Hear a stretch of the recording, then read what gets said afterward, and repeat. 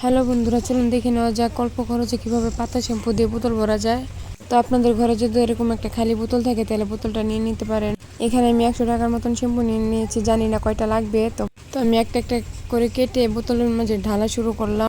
তো চলুন দেখে নেওয়া যাক এখানে কয়টা শ্যাম্পু লাগে, কয়টা শ্যাম্পু দিয়ে বোতলটা ভরে।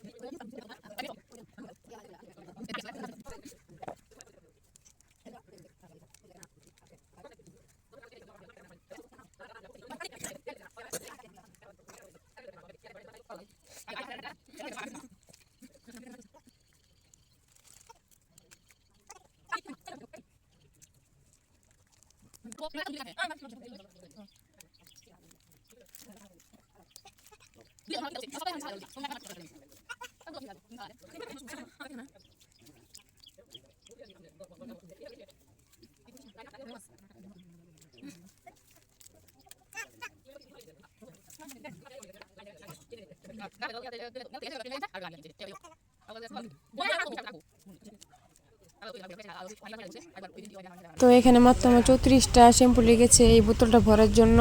আর এই বোতলটাই যদি আমি মার্কেট থেকে কিনতে যাই তাহলে এই বোতলটার দাম আছে 260 টাকা 70 টাকার মতন। তো আপনারা চাইলে আমার এই ট্রিটটাকে ব্যবহার করতে পারেন, কারণ আপনারা শ্যাম্পু যাদের সবসময় গোসলের আগে লাগে তারা এই ট্রিটটাকে ব্যবহার করতে পারেন, অবশ্যই ব্যবহার